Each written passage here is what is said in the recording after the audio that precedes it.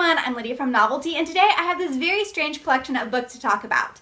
So I thought it'd be fun to do a new tag where I would go through the letters of my name and find a corresponding book for each letter on my bookshelf, and instead of having the camera follow me around, I thought we could just save some time by me grabbing the first book that I saw with each letter of my name and going from there. So the first one I have is Let's Roll by Lisa Beamer, and y'all have probably heard about this. It is from 9/11, and this lady's husband was on one of the flights, and he ended up taking control of the flight with the other passengers to crash it in a field instead of letting it go to its intended target where it would have killed many, many people. Next, we have A Young Woman After God's Own Heart by Elizabeth George. I read this book last year for the first time, and unfortunately I was a little bit too old for it, so it didn't really intrigue me wonderfully well. But I'm still thankful that there are books like this out there for people to read. And yes, this is for the Y in Lydia, and I didn't count the A because every book that had a Y in it started with either an A or a the, etc., etc. Next book I have is A Dangerous Game, which again, I'm not counting the A, I'm just counting dangerous for LYD, and this is in the Peabody Adventure series by Jerry Massey, which I grew up with this book and really liked it. Actually, this series, I did not grow up with this book itself, and so when I think it was 2006 or something when I finally read this book in the series, so it was one of the missing links to the series, and it made me really happy to finally know what had happened. Next, we have and it's in Fields of Grace by Tessa. I don't know how to pronounce her last name, but she writes some pretty fantastic biblical fiction. This one is about Ruth and Boaz, and obviously there's some romance in the story because it's Ruth and Boaz, you people. But I remember thinking it was a really cool point of view and not exactly what I was expecting.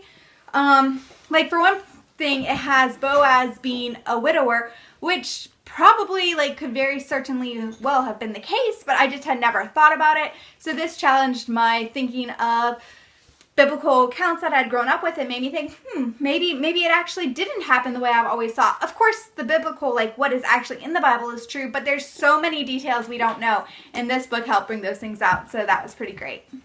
And the last book for Lydia is After Acts, which I was like, oh no, why did I have to see this one first when I was going for A? Because it's not really my favorite book to talk about, but there's nothing wrong with it. It is about exploring the lives and legends of the apostles, talking about what happened to the people in the book of Acts after the book of Acts ended by going through historical records and things like that. So I think I read this book maybe 2 years ago and gave it 3 stars, so nothing spectacular, but it did stick with me and it was interesting. Next we have my middle name, which is Joy. So nice and short there. And the first book I got was Jake and Lily, which is for Jay. And this book, y'all, I've never read it, but I had a special reason for buying it, and that's because I was in Nebraska visiting some friends, and lo and behold, it worked out for me to do a book signing at a local bookstore, which was so much fun. And so after my adventure at the bookstore was over with the book signing and everything, which I did end up selling a couple, maybe a dozen and a half books or something like that, all that I had with me. After that, I went and I perused the bookshelf for a little bit and ended up buying this one as a memento and a thank you to the bookstore owners for letting me set up shop there. For O, we have Out of the Depths, which is a nonfiction World War II story. And this book is one that took me forever and a day to get into. I literally had it on my shelves for a year and a half or 2 years and felt so bad because I'm like, oh my goodness, I got this book for review and now I'm not reviewing it. But every time I started it, it was oh, it's so tedious. But after I got past the first couple of chapters, it was gripping and so interesting.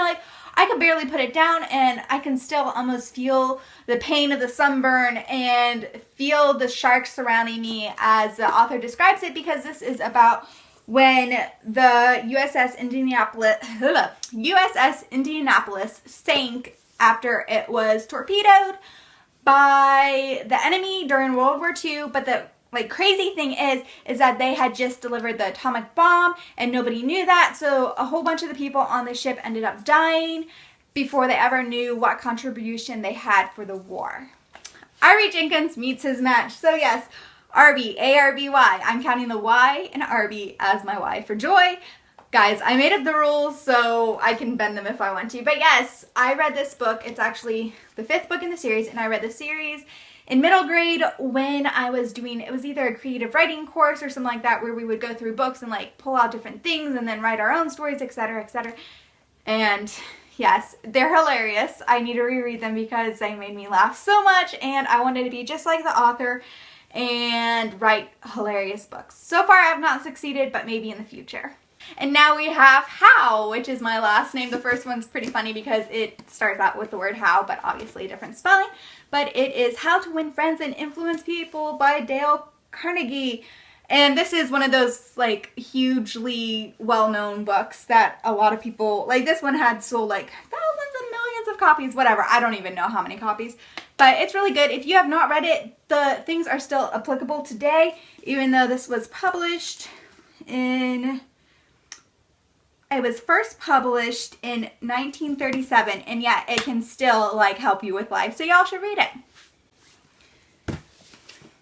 O for H-O-W-E is On the Banks of Plum Creek. It's a Laura Ingalls book, and this one was my childhood fantasy. I read it over and over and over again and wished I lived in a house underground, like a dugout, which is where she lived on this book, and wished I could go and eat plums that were just growing free because plums are one of my favorite fruits.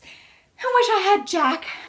Well done! This book is one about the power of positive relationships, and it talks about how the people train whales not through discipline but through rewarding them when they've done the right thing, and how that actually is a really good way to teach people stuff, etc., etc. And it has some pretty good points in it. And my last book is E for H-O-W-E, and it is Every Perfect Gift by Julie Nye. And I grew up absolutely positively adoring her other books that I knew about, and then a couple years back I was like, oh, I should search to see if this author has any books that I never read, and sure enough this one popped up, and I bought it and read it, and it's one of those heartwarming stories like, oh, and I wish I had it during my childhood so it could be part of those childhood memories, but I'm really glad that I have it now.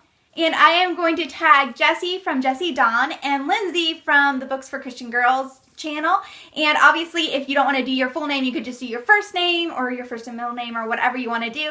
So have fun, folks, and anybody else who wants to join in the tag, go ahead and do it.